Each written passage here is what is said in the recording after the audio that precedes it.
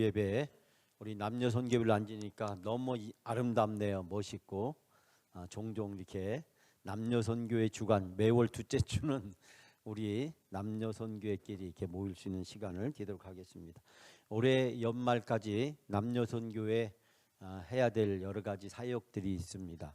먼저 우리 이번 달 27일 10월 27일 괴족산 우리 걷기 대회는 남녀 선교별로 진행이 됩니다.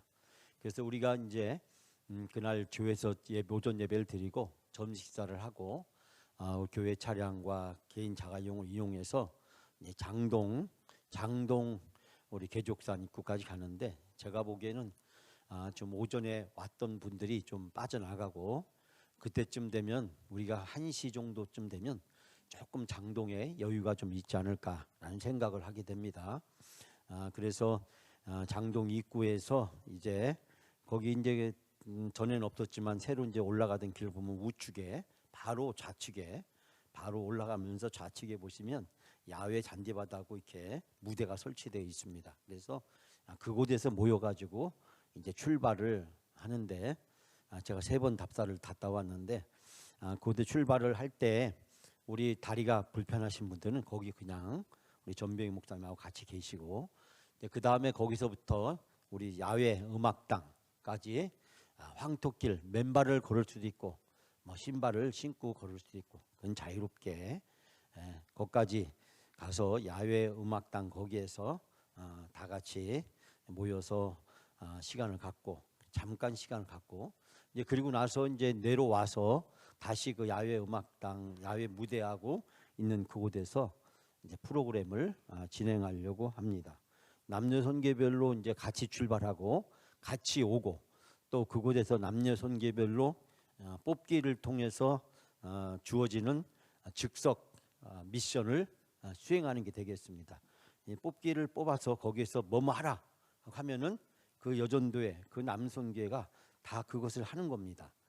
그래서 그날 어느 부서가 제일 잘하는지 더 열심히 하는지 이런 것도 많이 왔는지 뭐 이런 것도 하고, 그래서 우리 남선교회 여전도회 하나씩을 시상을 하려고 하고 생각을 하고 있습니다. 그래서 그날 뭐 날씨가 어떻게 될지는 모르겠지만 뭐 비가 올 리는 없을 거라고 생각이 들고요. 그래서 뭐 개인의 형편과 사정에 따라서 맨발로 걸을 사람은 걸으시고 신발 신고 걸을 사람은 걸으시고 거리가 뭐 그렇게 길지 않기 때문에 우리가 힘들지 않게 다 할 수 있지 않을까라는 생각을 해보게 됩니다. 그것이 우리 남녀 선교의 미션이 되겠고요. 또 하나는 11월 17일 추수감사주일 오후 예배 때 우리가 찬양 축제를 합니다.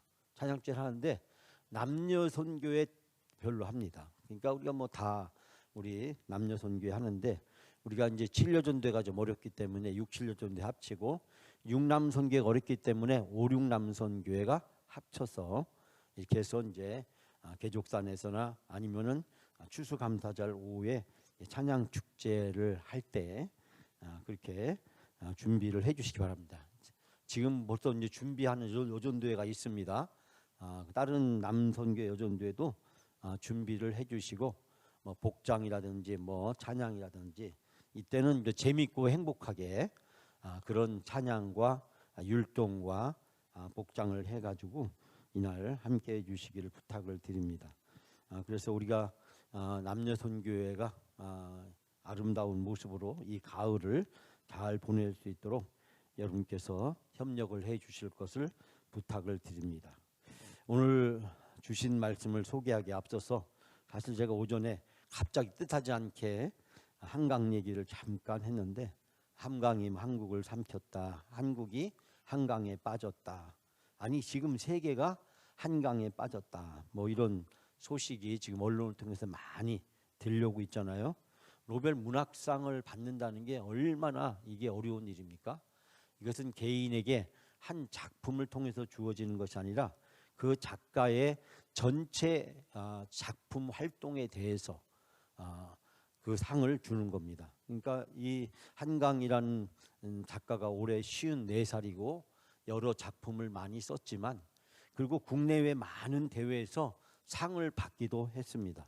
근데 과거의 뭐 상들은 주로 그 작품 하나에 대해서 그 작가를 평가해 상품을 준다면, 노벨 문학상의 차이는 그 작가의 그 작품 활동 전체를 보고 시상을 하는 것이 됩니다. 이번에 파격적이었던 것은 아시아 여성 최초였다. 그리고 50대 초중반 여성도 처음이었다라고 하는 것입니다. 주로 문학상은 나이가 많으신 분, 옛날에 우리나라도 뭐 고은이라든지 김동리라든지 뭐 여러분들, 황석영 여러분 작가들이 나이가 좀 다 60 후반대 뭐 70대 되신, 주로 그런 세계적인 유명한 시인이나 소설가나 희곡가들이 이 상을 주로 이제 수여하게 되는데, 이 54세 이 젊은 작가들에 비하면 이제 젊은 축에 속하는 그런 또 여성, 거기다 또 여성, 거기다 또 아시아, 거기에다가 또 우리 한글로 쓴 소설에 대해서 시상을 했다라고 하는 것이 파격적이고 높은 평가를 받습니다. 오전에 제가 잠깐 얘기했지만 이 노벨 문학상은 영향을 굉장히 중요하다. 그 시대를 꿰뚫어 볼 수 있는 통찰력과 영향을 굉장히 중요하게 생각을 합니다. 그러니까 작품을 잘 썼다고, 뭐 인기가 좋다고, 많이 팔렸다고, 베스트셀러가 있다고 해서 노벨 문학상이 주어지는 것이 아니라 이 시대에 영향을 줄 수 있는, 영향을 주는 그런 분들에게 시상을 주로 하는 것을 이제 발견하게 됩니다. 저는 읽지는 못했지만은 인터넷에 소개되어 있는 내용 중에서 이 작가의 그 소설 중에 나오는 한 대목이 제 마음속에 잊혀지지 않습니다. 당신들을 잃은 뒤 우리들의 시간은 저녁이 되었다. 우리들의 집과 거리는 저녁이 되었습니다. 당신이 죽은 뒤 장례식을 치르지 못해 내 삶이 장례식이 되었습니다. 저는 당신을 잃은 뒤 우리들의 시간이 저녁이 되었다. 한 시대의 아픔과 고통이 바로 그들만의 것이 아니라 우리 모두의 것이라는 거예요. 그리고 그 죽은 장례식을 치르지 못해서 내 삶이 장례식이 되었다. 여러분, 우리가 근현대사에 보면 우리나라에 많은 우여곡절이 많았지 않습니까? 또 최근에도 우여곡절이 많았잖아요. 세월호라든지 용산이라든지 뭐 이런 사회적인 큰 사건, 뭐 그 전에 또 용산 또 화재 사건도 있었고, 또 뭐 여러 불행한 역사적 사건들이 많이 있었잖아요. 우리가 너무 이제 이런 사건들을, 안타까운 것은 정치적 잣대를 가지고 사람들이 접근을 하기 때문에 이 사건을 바라다 보는 사회적이고 객관적이고 냉철한 그런 접근과 평가가 잘 되지 않는, 그것이 우리 한국 사회의 가장 단점이기도 하고 아쉬운 점이기도 하고 부족한 점이기도 하지 않습니까? 그런 슬픔과 비극을 뛰어넘고 가야 되는데 뛰어넘을 길이 없는 거죠. 왜냐하면 너무 정치인들이 또 이걸 가지고 어떤 이념적으로 지역적으로 서로 가르고 또 그걸 이용하고 이런 일이 반복되다 보니까 이 작가 얘기처럼 죽었는데 장례식을 치러야 되는데 이 장례식을 치르지 못해서 우리의 삶이 장례식이 되는 그 사건을, 사실 우리가 지나고 나서 그 사건을 잊어야 되는데 잊을 수 없는 그런 아픔으로 우리 가운데 한쪽에 남아있는 그 슬픔을 느끼게 됩니다.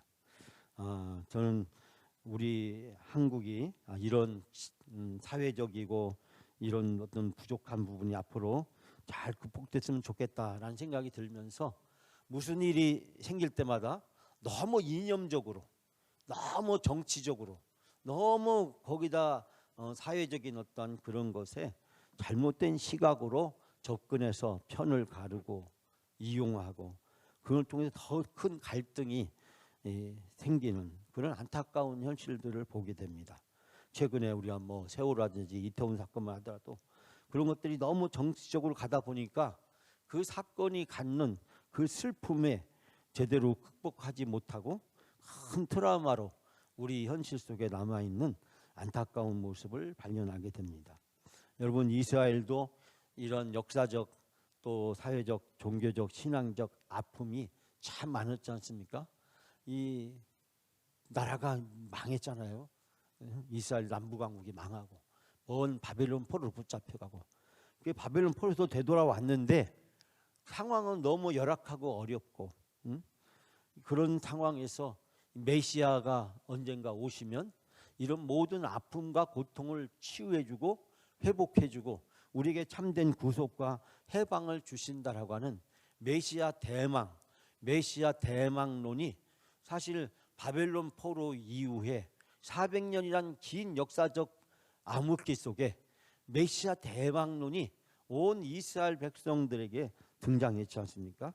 지난주에 함께 나눴던 시므온, 오늘 나누는 안나, 그 메시아 대망론에 가지고 메시아를 기다리던 사람들이었습니다. 여러분, 이 바벨론 포로 이후에 예루살렘 성전과 성벽을 재건했지만 너무 초라하고 과거에 비해서 왜소할 뿐만 아니라 또 성전과 성벽을 겨우 재건은 했지만 그 후에 역사적 변동이 또 많이 생기잖아요. 우리 아다시피 알렉산더 대왕이 세계를 잠시 동안 패권을 장악했다가 그가 죽은 다음에 새 나라로 갈라지게 되고, 새 나라로 날라진 그 다음에 이집트에서 또 위로 치고 올라오고, 더 로마가 또 이 그리스를 넘어서서 터키와 이 소아시아 쪽에 진출하면서 이 팔레스타인은 한마디로 이 바벨론 포로 이후의 400년이 정말 힘들고 어려운 역사적인 시간을 보내게 되면서 메시아에 대한 간절한 기대와 메시아에 대한 간절한 소망이 그들에게 있었던 것을 발견하게 됩니다. 메시아에 대한 간절한 소망을 가지고 기다리는 사람, 바로 시몬과 안나 두 사람을 소개합니다. 이 두 사람은 우리들에게 주연은 아니고 역사의 흐름을 끌어가는 사람도 아닙니다. 그러나 역사의 가장 중요한 순간에 하나님께서 시몬에게, 안나에게 가장 중요한 역할을 부여하시고 그들을 통해서 예수가 메시아이심을 모든 사람들에게 공포하는 출발점이 되었다는 사실을 알게 됩니다. 즉 아기 예수가 곧 메시아 그리스도시라는 것을 많은 사람들 앞에서 처음으로 시인하고 공포하는 위대한 미션, 사명이 이 시몬과 안나에게 주어져 있다는 사실입니다. 그러나 여러분, 이 시몬과 안나는 누굽니까? 나이가 많은 노인이었습니다. 자, 오늘 지난주에 시몬에서 안나를 같이 여러분과 함께 살펴보려고 합니다. 자, 우리 36절 말씀 다 같이 다시 한번 36절 말씀을 봉독합니다. 또 아셀 지파 바누엘의 딸 안나라 하는 선지자가 있어 나이가 매우 많았더라. 그가 결혼한 후 7해 동안 남편과 함께 살다가. 아멘. 자, 여기에서 이제 37절에 보면 이제 과부가 되고 그의 날이 84세였더라. 근데 이게 나이가 84세인지 이게 약간 여기에서 여러 학자들의 의견이 이제 엇갈리게 되는데요.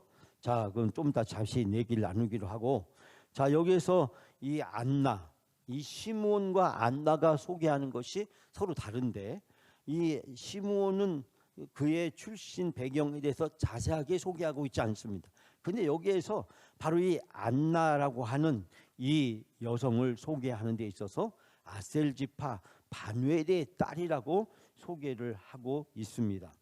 자, 우리가 아다시피 여기에서 이 안나의 출신을 잠깐 살펴보면, 이 당시 이스라엘은 12지파로 구성되어 있다가 남부왕국이 분열되면서 북왕국은 10개 지파, 남쪽은 2개 지파. 그래서 이 10개 지파가 결국은 아수르에게 720년의 멸망을 당하면서 10개 지파의 흔적이 흐려지는 그런 현상이 나타나게 되지 않습니까? 그래서 10개 지파가 어떻게 되었는지 잘 알 수가 없게 되었죠. 남쪽에 있는 2개 지파만 결국 이 북쪽에 있는 이스라엘 멸망 후에도 유다 왕국으로 지속을 하다가 586년에 바벨론의 포로로 붙잡혀가게 되죠. 그때 이 바벨론 포로 붙잡혀간 주세대가 우리 아다시피 바로 이 2개 지파였던 거죠. 그러니까 10개 지파는 이미 북왕국의 멸망과 함께 아수르의 혼혈 정책으로 사마리아인이 생기고 또 이곳저곳으로 포로로 붙잡혀가고 끌려가고 강제 이주당하다 보니 이 북왕국은 결국은 다른 민족과 혼합화되거나 또 섞이는 그런 현상을 나타나는 것을 보게 됩니다. 그런데 오늘 본문의 말씀에서 바로 이 안나는 누구냐면 여기 소개하기를 아셀 지파라고 이야기를 하고 있습니다. 아셀은 야곱의 8번째 아들이었던 것으로 우리는 알고 있습니다. 예수님 탄생 당시만 하더라도 주로 유다 지파와 베냐민 지파, 남왕국 2개 지파를 제외한 나머지 이 북왕국 10개 지파는 이미 그 행방이 불투명한 상태였는데 여기에서 독특하게 이 안나를 소개하면서 바로 아셀 지파 바누엘의 딸이라고 그렇게 소개를 하고 있습니다. 즉 안나는 바로 이 아셀이라고 하는 작은 지파, 그 지파도 뭐 어떻게 됐는지 알 수가 없죠. 여기에서 이 안나를 소개하고 있는 정도만으로 보아서 아마 이 지파도 상당히 과거에 비해서 영향력이나 땅이나 모든 것들을 잃어버리지 않았나라는 생각을 해보게 됩니다. 이 바누엘은 야곱이 야복강에서 천사와 씨름하여 이스라엘이라는 이름을 얻었을 때 그때 붙인 이름이 분이엘이라는 붙였는데 그 분이엘의 지명에서 나온 것이 바로 바누엘이고, 그래서 히브리식으로는 분이엘이고 그 뜻은 하나님의 얼굴이라는 정도는 우리가 알고 있습니다. 그런데 여기서 안나라고 하는 이 안나라는 말의 뜻이 히브리어로는 한나를 뜻합니다. 그러니까 이 안나는 바로 헬라어가 되죠. 근데 헬라어인 안나, 그의 히브리어로 한나. 여러분 최근에 우리가 사무엘 사도행전을 공부하면 배운 게 있지 않습니까? 사울 이름이 바울이다. 헬라식으로 하면은 바울이고 히브리식으로 하면 사울이다 라는 말씀을 잠깐 드렸는데, 이때 대체적으로 헬라식 이름과 히브리식 이름 2가지를 가지고 있었다.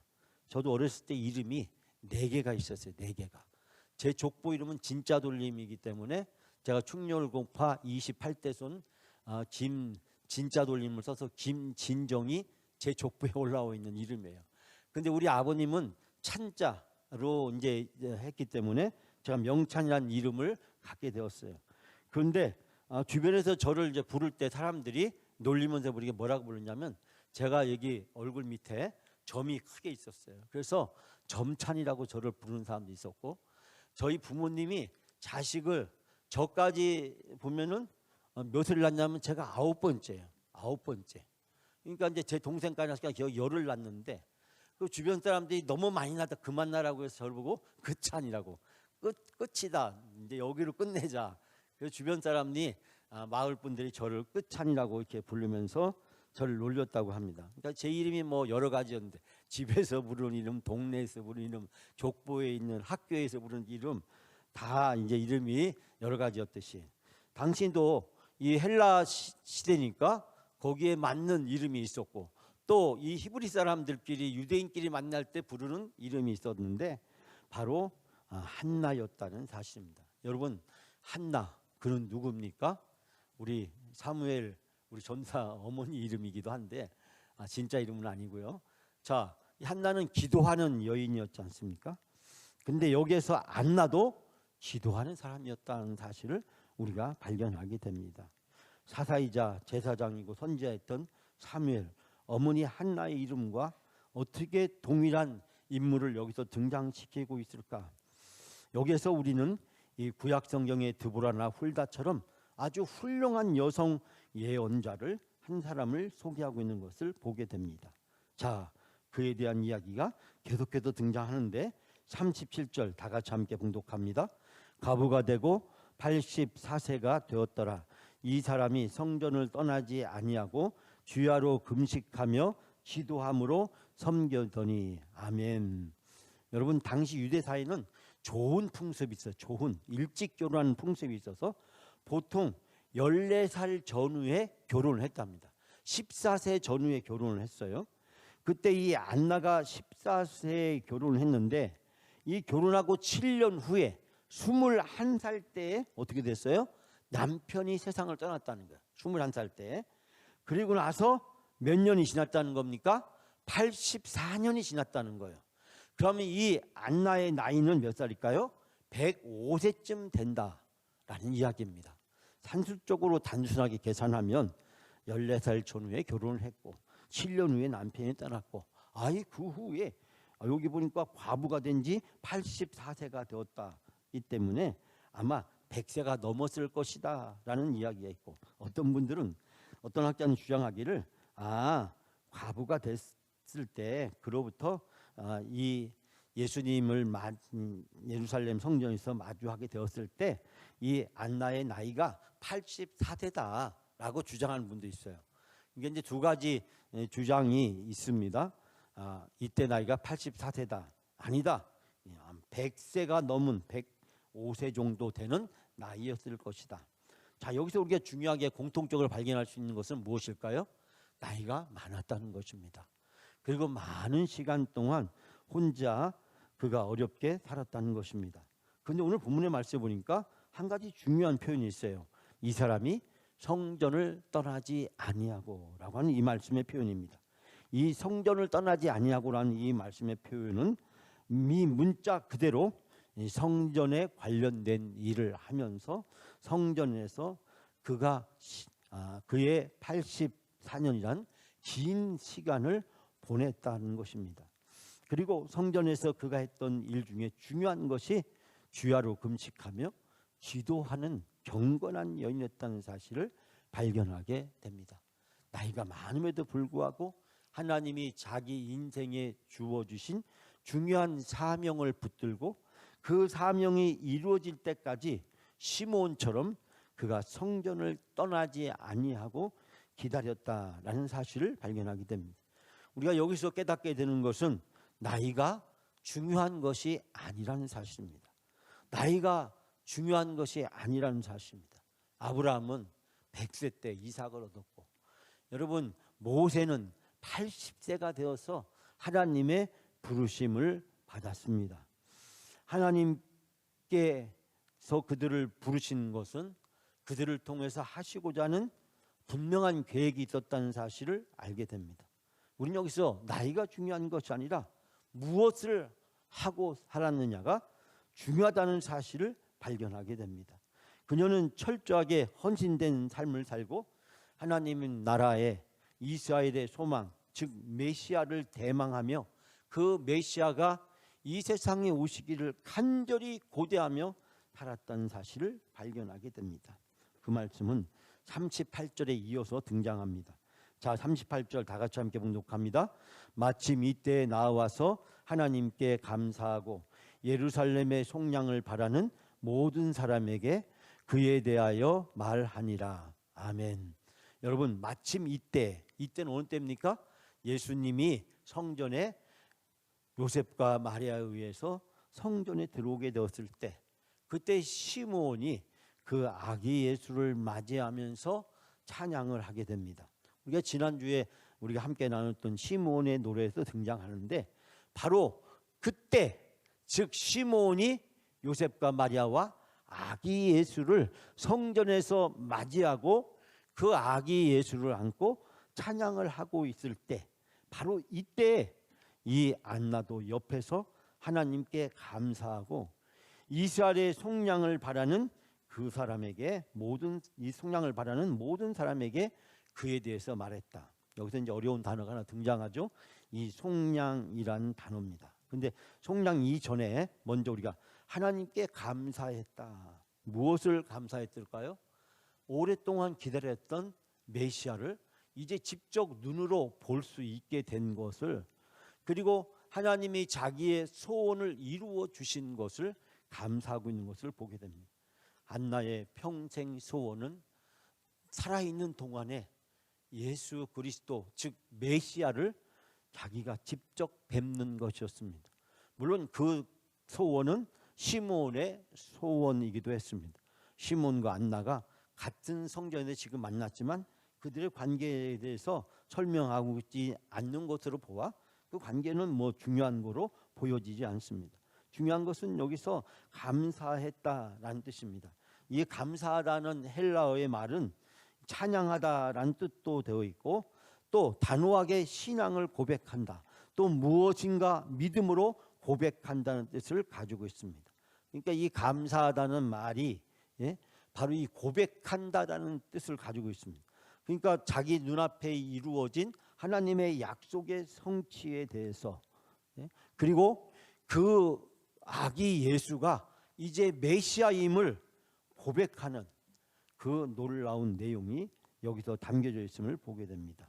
즉 안나의 하나님께 대한 감사는 단순히 소원을 이루어 주신 것을 뛰어넘어서 하나님의 약속이 이루어진 것, 하나님이 이스라엘 백성에게 수백 년 동안 약속하셨던 그 약속이 지금 눈앞에서 성취되고 실현된 것을 바로 하나님 앞에 감사함으로 믿음으로 고백하고 있는 것을 보게 됩니다. 즉 안나의 감사는 순종과 고백이라고 하는 것이 함께 결합되어 있으면서 또한 자기에게서 끝나는 것이 아니라 어떻게 해요?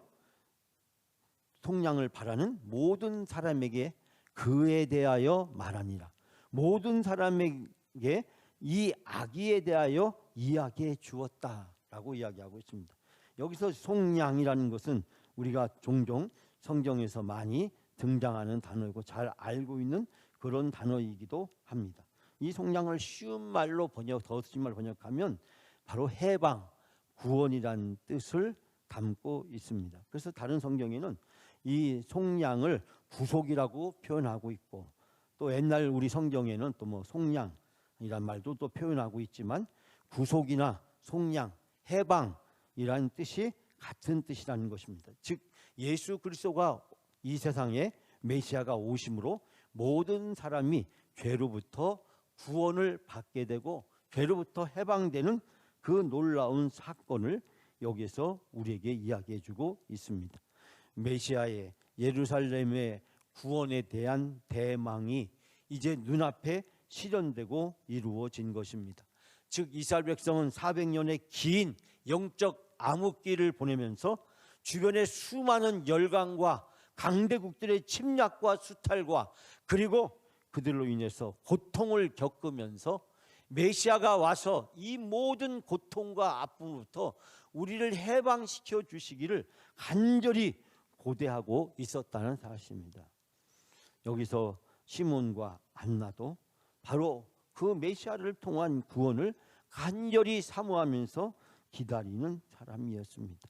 하나님은 성전을 떠나지 아니하고 평생 동안 하나님께 소망을 두고 하나님이 하신 그 소망이 이루어질 날을 고대하면서 금식하며 기도하며 시간을 보냈던 시몬과 안나의 소원을 이루어 주시고 이 두 사람을 통해서 많은 사람들에게 이 예수가 메시아다, 바로 그 놀라운 사실을 선포하도록 그들을 사용하셨다는 사실입니다.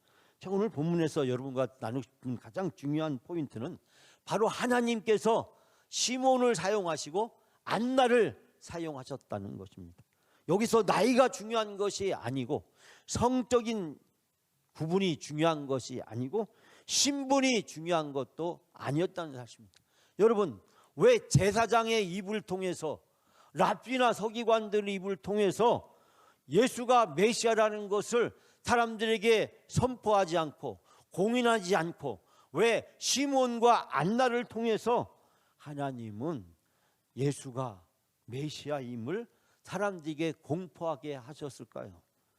여러분, 안나와 시몬에게 하나님께서 사명을 주셨고 그 사명이 그들의 생애를 통해서 이루어지게 하셨다는 것입니다. 하나님이 주신 사명, 하나님이 자기에게 주신 소원을 끝까지 붙들고 포기하지 않고 언젠간 그날이 이루어질 것을 믿고 기도하면서 또 기도하면서 기다리고 또 기도하면서 기다리고 또 기도하면서 기다리는 바로 그 기다림의 주인공이 되었다는 사실입니다. 나다니엘 호우돈이 쓴 큰 바위의 얼굴이라는 이야기를 여러분이 잘 알고 있습니다. 아마 많이 들으셨을 것이고 그 이야기의 대목을 여러분도 줄줄줄 설명할 수 있을 것입니다. 여러분, 그 나다니엘 호우돈이 쓴 큰바위의 얼굴이 주는 메시지, 교훈은 무엇입니까? 어네스트라고 하는 한 소년이 있습니다. 참 재미있는 것은 이 어네스트라는 이름이 정직이란 뜻이 아닌가요? 그런데 이 소년은 자기 집 뒷산에 있는 큰 산에 바위 위에 사람의 얼굴 형상이 비슷하게 새겨져 있는데, 언젠가는 그 마을에 그 큰 바위의 얼굴을 닮은 사람이 나타나서 이 마을을 구원한다라고 하는 그런 이야기를 어렸을 때부터 아마 할머니, 할아버지, 어머니, 아버지한테 또 선생님에게 들으면서 이 어네스트는 성장하게 되었다는 이야기죠. 그런데 나다니엘 호우던이 하고 싶은 이야기는 뭡니까? 그 큰 바위 얼굴은 돈도 아니고 군인도 아니고 정치가도 아니고 저명한 학자도 아니라고 하는 사실입니다. 그 큰 바위 얼굴의 주인공은 누굽니까?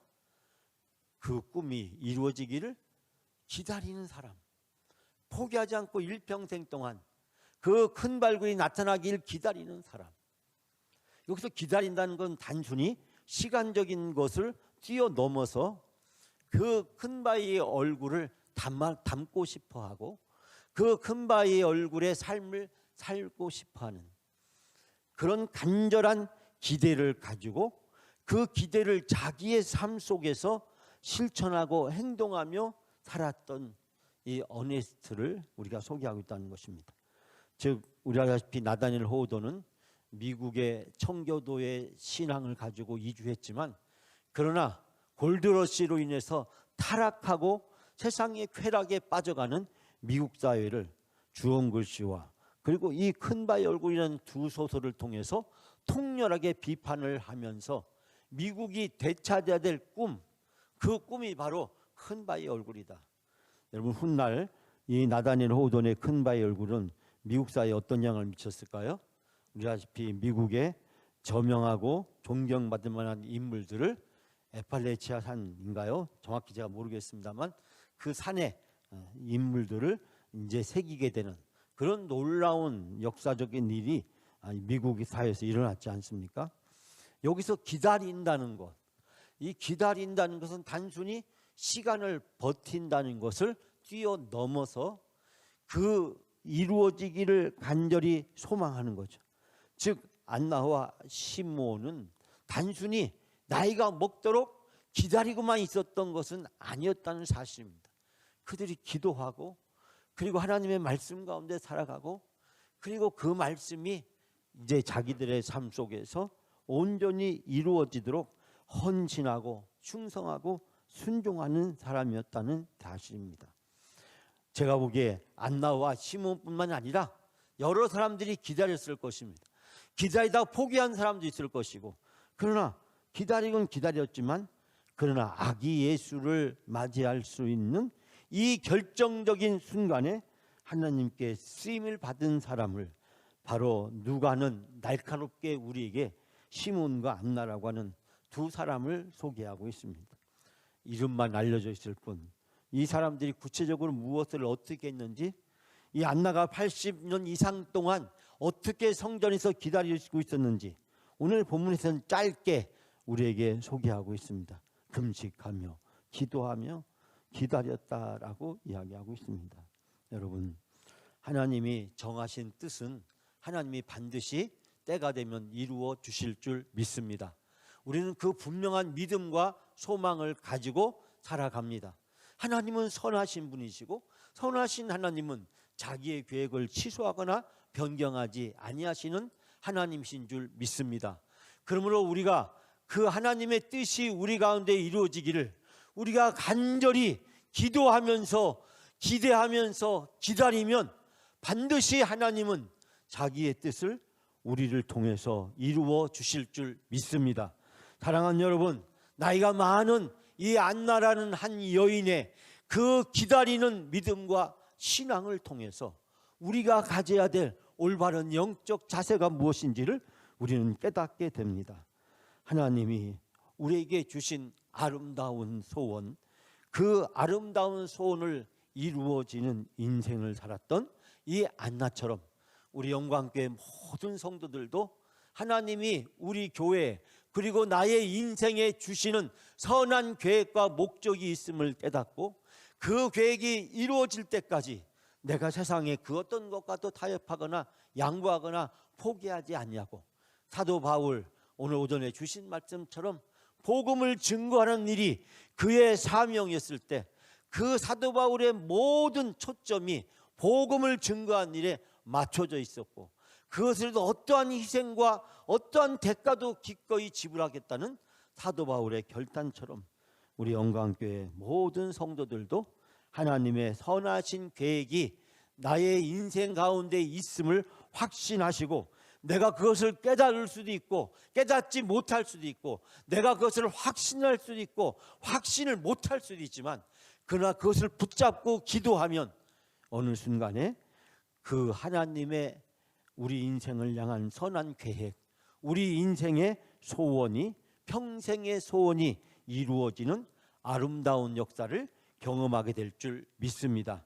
여러분, 명품보다 더 빛나는 명품 신앙, 우리가 오늘 안나를 통해서 발견하게 됩니다. 여러분 모두가 다 시므온처럼, 안나처럼 하나님께 쓰임받는 귀한 인생이 되시기를 주님의 이름으로 축원합니다.